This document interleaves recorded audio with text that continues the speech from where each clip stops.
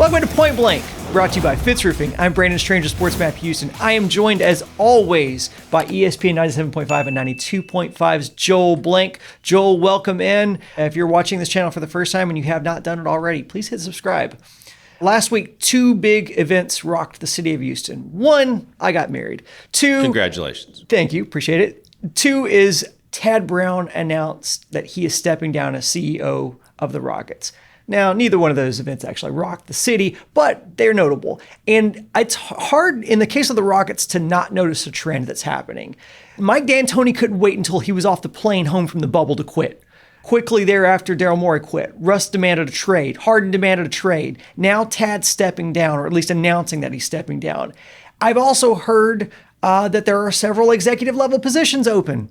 So, Joel, these are highly, highly coveted and limited positions in the association. Why are people fleeing posts down at Toyota Center? Well, I think that each individual that left is a case within itself. D'Antoni wanted security he wasn't given. He wanted the backing that he felt he deserved and didn't get. Daryl didn't like the fact that his wrist was getting slapped and that unlike the freedom he had with Les Alexander, Tillman was handling things a little differently. It's the mirror images of the Texans and the Rockets, because for every Daryl Morey leaving or general manager getting his first-time gig like Nick Caserio, there's a Rafael Stone. For every first-year head coach like David Culley, well, there's a Steven Silas. Well, for every Jack Easter, no, there's no replacement for that. For every Jamie Roots leaving the Texans, there's a Tad Brown. And the trend is that the fact that both of these franchises are really on the downturn, and people have their reservations about what's going on both the business and the basketball side. So I think there's a lot of different variables that goes into each individual situation, but both these franchises have huge holes that they're going to have to dig out of, and they've got some proving to do to business people that want to come back in, be in the fold, work for this team, join up on the sponsorship side, because the wins aren't coming tomorrow, and with that, a lot of the different rates and prices are going to have to change, and also the culture, if you're going to attract sponsors and employees to continue to do what these two teams have done for years and years, which is be one of the model franchises in professional sports. I want to talk about the Tillman Fertitta part of this equation. But before we do that, tell us about Fitz Roofing. We love the people at Fitz Roofing. Look, they're great people doing great things in the city of Houston. Whether you need a roof repair for your business or your home, or you need something else done, maybe some home repairs or a fence put up in your yard, the only people you should call is Fitz Roofing. They're the best in the business. They have the best warranties, the best products, and the best ratings. Check them out today for a free, no-obligation inspection that will cost you nothing and get experts to tell you exactly what they can do. 832-521-3001. Fitz Roofing, making a difference, one home at a time. Joel, we've heard some rumors that perhaps Rafael Stone could be a stopgap at the GM position, perhaps while Tillman Fertitta's son learns the business. Could that be a contributing factor to why Tad Brown stepped down? I don't know that it's a contributing factor, but I think that we know how Tillman does business, and he's very shrewd at what he does. He writes books about it. He tells others how to do what they're going to do too.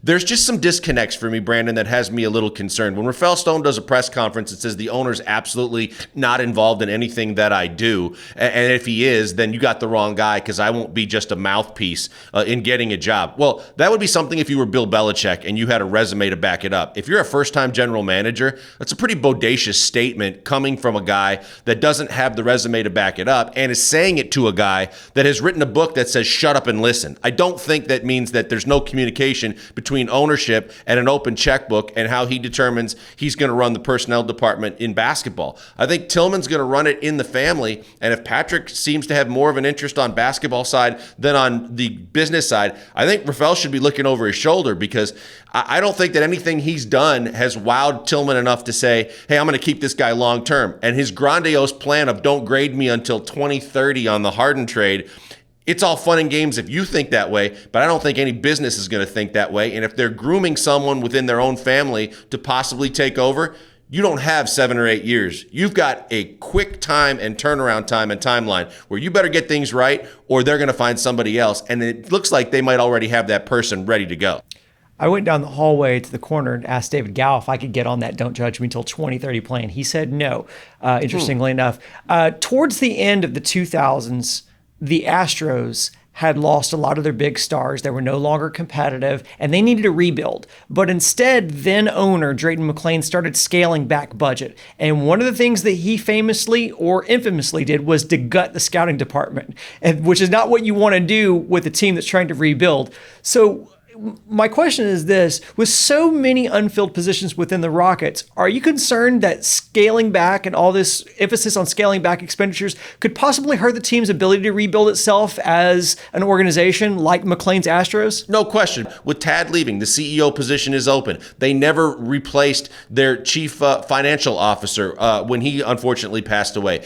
They parted ways with their vice president of sales and their vice president of marketing and have yet to replace them, either one of those positions as well. You have all those open positions on the business side. No one knows what they're doing on the basketball side. And you have big key decisions to make. You have to run this franchise because the tickets aren't going to sell themselves anymore like they used to. You have a possible top 4 pick that could be falling into your lap, and you may pick the wrong guy because you aren't prepared. It's time for the Rockets to really fasten the seatbelt tight and figure out what they're doing on both sides of the ledger. Otherwise, for a Houston sports fan and a Rockets fan, it could be a long, long time before you see this team reach the promised land again of just the playoffs, let alone chasing the championship.